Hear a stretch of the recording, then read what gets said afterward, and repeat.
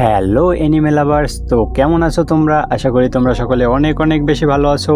তোমরা দেখছো anime x Bangla আর আমি আছি তোমাদের সাথে ইয়াসিন। তো বেশি কথা না বেরিয়ে চলো মূল ভিডিওতে যাওয়া যাক। আজকে আমি এক্সপ্লেন করতে যাচ্ছি ডিমো স্লেয়ারের সিজন 2 এর এপিসোড নাম্বার 2। তো পর্বের শুরুতে আমরা জেনেক্সু, তানজিরো আর ইনুসুকে দেখতে পাই, যেখানে জেনেক্সু এন্টারটেইনমেন্ট ডিস্ট্রিক্টের কথা শুনে অনেক বেশি খুশি হয়ে যায়। সাউন্ড আশিরা উজুই তখন বলে, আমি হচ্ছে একজন দেবতা আর তোমরা সেটাই করবে যেটা আমি বলবো। তোমাদেরকে যদি আমি কুকুর হতে বলি তোমরা কুকুর হয়ে যাবে, যদি বাদর হতে বলি তোমরা বাদর হয়ে যাবে, আমি যা বলবো তোমরা তাই করবে। আর এটা কখনো ভোলা যাবে না যে আমি একজন দেবতা। তখন তানজিরো বলে, আপনি কিসের দেবতা? এটা শুনে উজুই বলে, হ্যাঁ ভালো প্রশ্ন, তুমি আগে অনেক দূর যাবে। এদিকে জেনেক্সু তখন বলছিলে সব পাগলগুলো একসাথে হয়েছে, এখন পুরো পাগলের একটি মেলা বসেছে। উজুই তখন বলে, আমি হচ্ছে গড অফ ফেস্টিভ্যাল। এটা শুনে জেনেক্সু বলে, হ্যাঁ হ্যাঁ ঠিকই আছে, এতে কোনো সন্দেহ নেই যে এ হচ্ছে বোকা আর গাধাদের গড। মাঝখান থেকে ইনুসুকে উঠে উজুইকে বলে, আমি হচ্ছে পাহাড়ের রাজা, তোমার সাথে দেখা হয়ে ভালো লাগলো। উজুই তখন বলে, আমি তো এই নামটা কখনোই শুনিনি। এটা দেখে জেনেক্সু অনেক বিরক্ত হয়ে যায় আর বলে, তোমরা মজা করছো তাই না?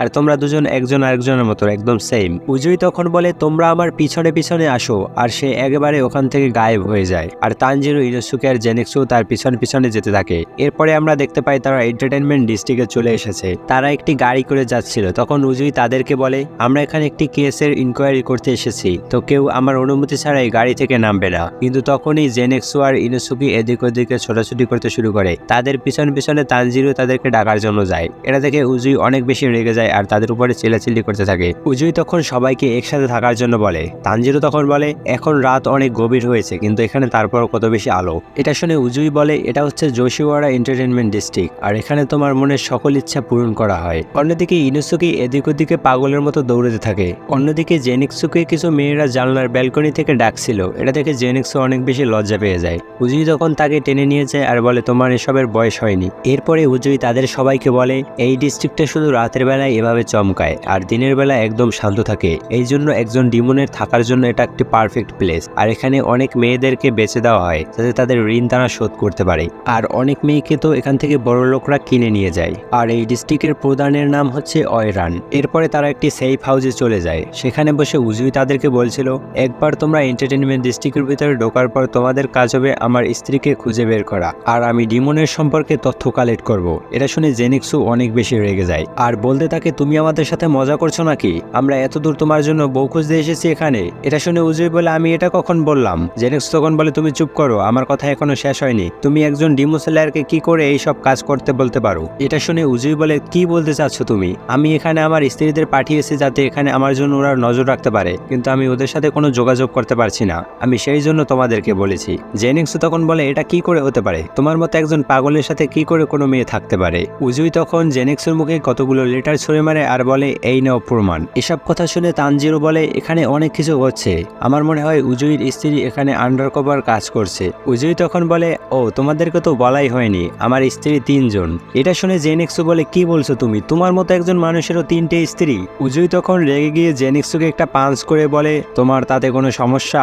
তানজিরো তখন বলে, আমি যতদূর এই লেটার পড়ে বুঝতে পেরেছি আপনি এখানে সরাসরি কারো সামনে আসতে পারবেন না। এটা শুনে উজুই বলে, হ্যাঁ আমি সেজন্যই তো তোমাদেরকে এখানে নিয়ে এসেছি, আর তোমাদেরকে তো একটা কথা বলাই হয়নি, আমার স্ত্রী 3 জন খুব ভালো নিনজা। আমি যখন এখানে সর্বপ্রথম এসেছিলাম তখন এখানের পরিবেশ দেখে আমার মনে হয়েছে এখানে কোনো ডিমন আছে, আর আমি কাস্টমার হয়ে আসার পর এখান থেকে খুব একটা বেশি ইনফরমেশন পাইনি, সেই জন্য আমার স্ত্রী 3 জনকে এখানে পাঠিয়েছি যাতে ওরা তথ্য কালেক্ট করতে পারে। আর আমি এখানে 3টি ঘর বেছে নিয়েছি তোমাদেরকে পাঠানোর জন্য, যেখানে তোমরা আমার স্ত্রীকে খুঁজবে। ইনুসুকে তখন বলে, আমার মনে হয় এতদিনে ওরা 3 জন মারা গেছে। এটা শুনে উজুই অনেক বেশি রেগে যায় আর ইনুসুকে অনেক জোরে একটি পাঞ্চ করে। এরপরে উজুই তাদের 3 জনের মেকআপ করে তাদেরকে বেচার জন্য নিয়ে যায়। প্রথমে ওই ঘরের হাউস ওনার বলে, আমরা এখন কিছু কিনতে চাই না। উজুই তখন বলে, আপনার যাকে ইচ্ছা আপনি তাকে কিনতে পারেন। তখন ওই লোকটির স্ত্রী বলে, আমি এই মাঝখানের মেয়েটিকে নিতে চাই, এই মেয়েটিকে দেখে মনে হচ্ছে অনেক কাজের। তানজিরো তখন বলে, হ্যাঁ আমি আপনার সকল কাজ করে দেব, প্লিজ আমাকে কিনে নিন।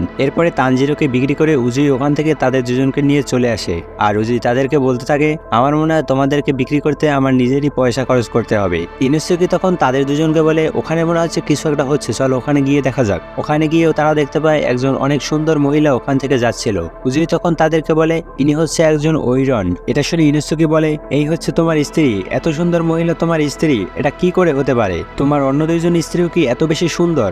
এটা বলার পর উজুই ইনুসুকিকে একটা পাঞ্চ মেরে বলে, এ আমার তোমার স্ত্রী নয়। তখন ওখানে একজন মহিলা আসে আর ইনুসুকিকে দেখিয়ে দিয়ে বলে, আমি এই মেয়েটিকে কিনতে চাই। উজুই তখন বলে, আপনি কে? ওই মহিলা তখন বলে, আমি ওগিমোটো হাউজের একজন কর্মচারী। এরপরে ওই মহিলা ইনুসুকিকে নিয়ে ওখান থেকে চলে যায় আর জেনেক্সু দেখতে পায় সে শুধু এখন একলাই এখানে রয়েছে। আর আমরা অন্যদিকে দেখতে পাই ইনুসুকিকে ওই মহিলা বাসায় নিয়ে গিয়ে সব মেকআপ পুটিয়ে ফেলে আর অনেক খুশি হয়ে যায় আর বলে, আমি এত সস্তা দামে একটি এত সুন্দর মেয়েকে কিনে ফেলেছি, আমি একে অনেক সুন্দর বানাবো আর এখানে সব থেকে সুন্দরী ওয়েরান বানাবো। অন্যদিকে আমরা ইনুসুকিকে দেখতে পাই যে কিনা গিটারের মতো কিছু একটা বাজাচ্ছিল। তখন একটি মহিলা বলছিল, আমাদেরকে বলেছিল এ কোনো কিছু দেখে একবারেই শিখে নিতে পারে, কিন্তু আমি একবারও ভাবিনি সে এতটা ভালো করে বাজাবে। আর সব থেকে বড় কথা, এত খারাপ দেখতে একটি মেয়েকে কি করে এখানে ঢুকাতে পারে। তখন ওখানে থাকা একটি মেয়ে বলছিল, হতে পারে এ বেশিটা সুন্দর নয়, কিন্তু একে যে নিয়ে এসেছিল সেই ছেলেটা অনেক বেশি হ্যান্ডসাম ছিল। তখন ওখানে আরেকজন মহিলা বলে, হতে পারে এই মেয়েটি অত বেশি সুন্দর নয়, কিন্তু ও একদিন অনেক দূর যাবে, কারণ ও এই গিটার অনেক ভালো করে বাজাতে পারে। এদিকে জেনেক্সু তখন উজুইর কথাগুলো মনে করতে থাকে, যেখানে উজুই তাকে ফ্রিতেই এখানে বেঁচে দিয়ে গিয়েছে। জেনেক্সু তখন মনে মনে উজুইকে বলছিল, আমি একদিন উজুইকে দেখিয়ে দেব এই এন্টারটেনমেন্ট ডিস্ট্রিক্টের সব থেকে সুন্দরী ওইরান হয়ে। আর অন্যদিকে আমরা তানজিরোকে দেখতে পাই যে কিনা মন দিয়ে সব কাজগুলো করছিল। তখন তানজিরো কিছু জিনিসপত্র নিয়ে একটি ঘরের সামনে দিয়ে যাচ্ছিল। তখন ওই ঘর থেকে দুইটি মেয়ে বলছিল, আমাদেরকে খুব সাবধানে থাকতে হবে, কারণ কিছুদিন আগেই একটি ঘর থেকে একটি মেয়ে পড়ে মারা গিয়েছে। আরেকটি মেয়ে তখন বলছিল, তুমি কি জানো এখন আশিনোকো করা অনেকটা বেশি বেড়ে গিয়েছে। তখন তানজিরো তাদের রুমে চলে আসে আর বলে, আশিনোকো জিনিসটা কি? ওখানে থাকা মেয়ে দুটো বলে, তুমি আশিনোকো মানে জানো না? এটা তো খুব ভালো বিষয়। আশিনোকো মানে এই যে কোনো মেয়ে তার ঋণ শোধ না করে এখান থেকে পালিয়ে যাওয়া, আর তুমি যদি এটা করতে যেয়ে ধরা খাও তাহলে তোমার অনেক বেশি পরিমাণে শাস্তি হতে পারে। তখন আরেকটা মেয়ে বলে, হ্যাঁ, যেমনটা সোমা করেছিল। তানজিরো তখন মনে মনে চিন্তা করতে থাকে, সোমা তো উজুইর স্ত্রীর নাম। তখন ওখানে একজন মহিলা চলে আসে আর বলে, আমাদেরকে কোনো রকমের মিথ্যা ছড়ানো উচিত নয়, যেহেতু আমরা সত্য ঘটনা জানি না। ওই মহিলা তখন তানজিরোকে কিছু ক্যান্ডি দেয় আর বলে, তুমি এটা কারোর সাথে শেয়ার করবে না, তুমি নিজেই খেও। তানজিরো তখন ওই মহিলাকে বলে, সত্যিই কি সোমা আশিনোকো অ্যাটেম্প করেছিল?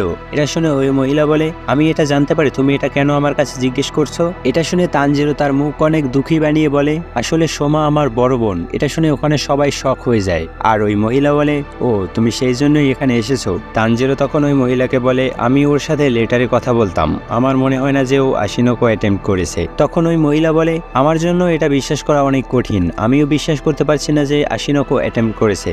আর দ্বিতীয়ত আমি এটাও জানি না যে ও কাউকে ভালোবাসতো। আমি ওর রুম থেকে একটি ডায়েরি পেয়েছিলাম, সেখানে লেখা ছিল ও এখান থেকে পালিয়ে যাবে। তানজিরো তখন মনে মনে বলছিল, এখানে থাকা সকল লোকজন ভাবছে যে সোমা পালিয়ে গিয়েছে, কিন্তু ডায়েরি তো কেউ ডুপ্লিকেটও বানাতে পারে, আর এখান থেকে যে কেউ গায়েব হলে সবাই ভাববে যে সে পালিয়ে গিয়েছে। ডিমনের জন্য এটা খুব ভালো একটি বিষয়, যাতে ও কাউকে খেয়ে ফেললেও সবাই বুঝবে যে ও এখান থেকে পালিয়ে গিয়েছে। সেইন শিফটে আমরা উজুইকে দেখতে পাই, যেখানে উজুই বলছিল, আরো একটি দিন কেটে গেল, এখনো আমরা এই ডিমন সম্পর্কে কিছুই জানতে পারলাম না। আমার মনে হয় এখানে কোনো আপার র্যাঙ্ক ডিমন থাকতে পারে, আর সেটা যদি হয় তাহলে এখানে অনেক ভয়ঙ্কর একটি ফাইট হতে চলেছে। অন্যদিকে আমরা ইনুসুকিকে দেখতে পাই, যার কিনা এই কাপড়ে অনেক বেশি গরম দিচ্ছিল। তখন সে বাইরে যাওয়ার জন্য যাচ্ছিল, তখন তার সামনে থেকে দুইটি মেয়ে যায় কথা বলতে বলতে যে মাকিও তার রুম থেকে অনেক দিন ধরে বের হচ্ছে না, এমনকি ও খাবার নেওয়ার জন্য বের হচ্ছে না। তখন ইনুসুকি মনে মনে বলে, মাকিও তো উজুইর স্ত্রীর নাম, আমার মনে হচ্ছে ও অসুস্থ, ওর রুমে গেলেই হয়তো সবকিছু আমি জানতে পারবো। কিন্তু ইনুসুকির তখন উজুইর কথা মনে পড়ে। উজুই তাকে বলেছিল, তুমি সবসময় আমাকে ইনফরমেশন দেবে আগে, তারপরে কোনো কাজ করবে। তখন আমরা মাকিওর রুমের ভিতরে দেখতে পাই, যেখানে একটি ডিমন ছিল, সে মাকিওকে আটকে রেখেছিল আর বলছিল, তুমি এই সব লেটারগুলো কাকে পাঠাচ্ছ মাকিও, বলো আমাকে। আর এর সাথে সাথেই ডিমন স্লেয়ার সেশন 2 এর এপিসোড নাম্বার 2 এখানেই শেষ হয়ে যায়। এতক্ষণ ভিডিওটি দেখার জন্য তোমাদের সকলকে অসংখ্য ধন্যবাদ। ভিডিওটি কেমন লেগেছে তা কমেন্ট করে জানাতে পারো, আর শেয়ার করে দিতে পারো তোমার অ্যানিমে লাভার বন্ধুদেরকে। চ্যানেলে নতুন হয়ে থাকলে তাহলে চ্যানেলটিকে সাবস্ক্রাইব করে বেল নোটিফিকেশন অন করে দিতে পারো। দেখা হচ্ছে পরবর্তী কোনো ভিডিওতে। তো ভালো থাকো, সুস্থ থাকো, ভালো রাখো তোমার চারিপাশ।